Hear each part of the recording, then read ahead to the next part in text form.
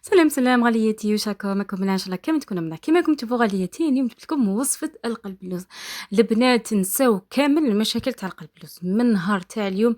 ما كاينش اللي تقول لي ما نعرفش نصنع القلب اللوز. اليوم جبت لكم وصفه خلطي وطيبي البنات، والله يا البنات تخرج روعه روعه روعه، خير من يتباع برا. كاين دي فوا تشري قلب اللوز ما ينتكلش، خرج البنات روعه في نصف ساعه كنت ديجا طيبته البنات، خرج لي روعة روعة روعة البنات. برك لازم تخلوه يريح 24 ساعة. ها وليك البنات شوفوا كيفاش خرج، يخرج طري، يخرج بنين، يخرج محافظ على الشكل ديالو البنات، يخرج بزاف بنين. ان شاء الله تجربوه بطريقتي وترجعوا لي آراءكم في التعليقات، على بالي كل وحدة تجربوا معايا تنجح فيه من اول تجربة. باسكو هذه المرة السكر حندوبوه. نبداو بسم الله في المقادير. ما تنسوش البنات صلوا على النبي، اللهم صل وسلم على سيدنا ونبينا صلى الله عليه وسلم. هنا البنات انا حنجرب غير في المول الاسطوري. عندي زوج كيسان سميد تاع التيشا مع كاس سكر، ونزيدو معاهم نص كاس ماء. كيما قلت لكم زوج كيسان سميد تاع قلب اللوز خاص بالقلب اللوز، كاس سكر، نصف كاس ماء. كيما راكم تشوفوا كيسان تاع وليد. في الكسرونه تحكموا نص كاس ماء مع كاس سكر، ديروهم فوق النار قد ما يغلي الخليط فقط. كي يبدا يغلي لكم الغليه الاولى تنحيوه وتبقاو تخلطوا هكذا بالملعقه حتى يذوب كامل هذاك السكر. هذا مكان. وهنايا راني نعبر، هذا هو المول الاسطوري اللي حندير به، نعبر به هكذا بصباعي 1 سنتيمتر.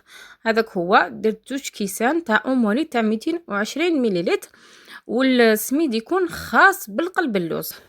استعملوا سميد خاص بالقلب اللوز. هاوليك شوفوا، ها نخلطوا هكذا حتى يبدا يغلي. هذه المرحله دوكا نحيه، بدا يغلي خلاص نحيته. ومن بعد هذاك السميد درت مع 4 ملعقه ملح، درت ملعقه لافاني، ربع ملعقه صغيره كامل تاع الملح، ملعقه لافاني، خلطت كامل مع بعض. ومن بعد البنات ديروا هذاك السيرو. البنات هذا قلب لوز خلطيه بالملعقه البنات ماشي فرط، خلطي القلب اللوز بالملعقه.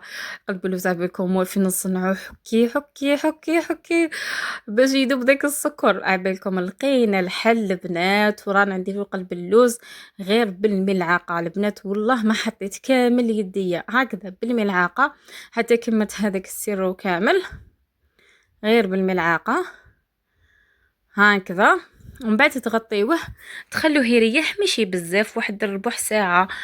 انتي تقدري تخليه حتى نص ساعه كيما تحبي، تحب تحط حتى تخليه حتى نصف ساعه. انا ما خليتوش بزاف، واحد ربع ساعه فقط. هذا مكان قد ما هذاك السيرو ابرد لي. هذا مكان هكذا نغطيه نخليه يريح هكذا. ومن بعد نديرو الشربات. نتوما الشربات من الافضل ديروها هي الاولى. عندي كاس سكر مع زوج كيسان ما، ديروها هي الاولى ولا ديروها ليله من قبل. الشربات كي ديريها ليله من قبل تجي ولا اروح. درت واحد ربع كاس تاع سكر، نحيت منه ربع كاس، درته فوق النار هكا حتى تكراميليزا. ومن بعد كملت الكميه تاع السكر اللي بقات، ودرت هذوك زوج كيسان تاع الماء. ومن بعد نديرو شريحه ليمون. كي يبدا يغلي لكم البنات حسبوا له 10 دقائق وطفوا عليه النار. هذا مكان. هذه هي طريقه تاع الشربات، خلوها تريح هنايا. وكما قلت لكم الشربات صنعوها هي الاولى. بعد ما برد لي هذاك الخليط، هنا جبت ربع كاس تاع سمن. انا خدمت بالسمن، تقدروا تخدموا بالزيت، تقدروا تخدموا بالزبده. هي بالزبده تجيب بزاف بنين. ديجا مره شفت روبورتاج على سرير اللي يسكنوا منا في الوسط يعرفوا قلب اللوز تاع سرير. سمحتو يخدم القلب اللوز بالزبده تاع البقره. سي بوغ سالي القلب اللوز تاعو بزاف بنين.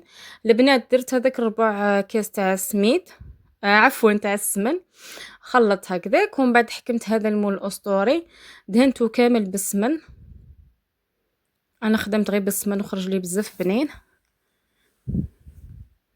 تقدروا ثاني تخدموا بالزيت، هي من الافضل تخدموا بالسمن ولا الزبده بيخرج لكم بنين.